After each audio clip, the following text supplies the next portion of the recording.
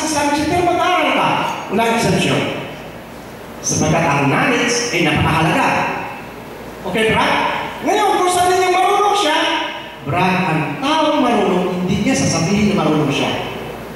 Pero yung taong marunong, hindi niya magsasalita, Brad, gagawin niya yan. Dahil alam niya, obligasyon niya sa Allah subhanahu wa ta'ala. So yung Brad, ang natawag na to promote knowledge, especially mamaya katalakay ko, bibigyan mo ng kunting idea, no? Especially ang mga officers. Especially ang mga officers. Especially ang mga leader. Mga kababayan, mga brothers, nakikita niyo mga nakakasama natin mga Arabo, mga Sheikh. Mashallah, tinitingnan natin yan, mga brothers, mga knowledgeable person yan. Mga kilala dito sa lupa. Pero alhamdulillah, binigyan nila tayo ng chance na makasalungan natin sila. Alhamdulillah. Okay? Then, brotherhood in unity. Paano tayo nagkakaroon ng katawag na, ay, Pilipino, hindi Muslim yan. Muslim yan, sila yan, magkapatid yan sa pananampalataya. Why? Brotherhood and unity, mag-combine tayo. Magtulungan tayo. Saan man lugar? Sapagkat yan ang tinatawag natin kalsang katauhan. Okay, Brad? Hindi lang para sa mga Muslim, hindi lang para sa hindi Muslim, lahat tayo ay isa.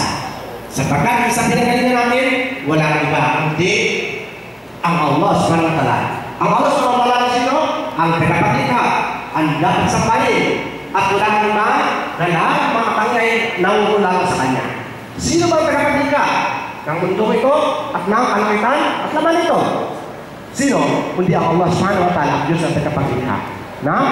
Then, tungo tayo ngayon sa sinasabi natin, we as Muslims have guidelines to be followed to our success in this life and in the hereafter, especially sa organization, which na kung saan na ay ang Holy Quran at ang sunnah ng Propeta Muhammad sallallahu alaihi wasallam. Sa mga leaders, ay bakit sa mga leaders? Okay?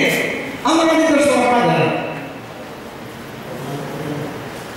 ang leaders brother, ito ang tinatawag na kinakailangan meron tayo tinatawag na influencing behavior.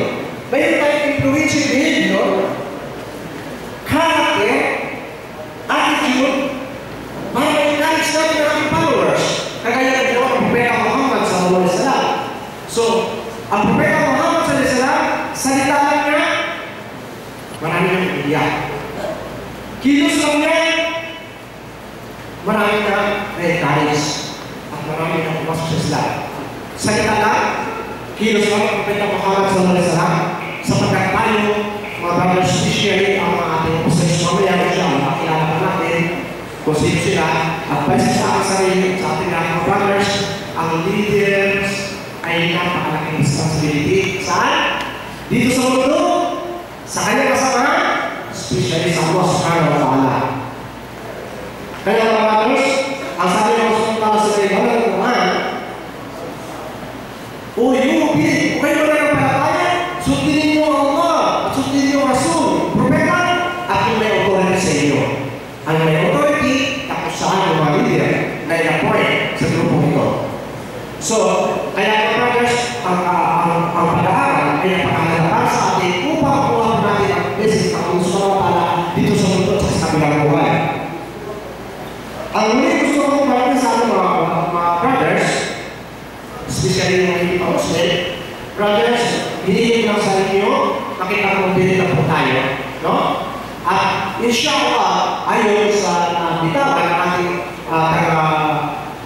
komite dito, makakalas natin sa tuba, inshallah, magkakaroon tayo na prepare ng tabo, na magkakaroon tayo na sports activities sa tabo. Ang sports activities na pinapin natin, inshallah, kaya prepare na kayo, especially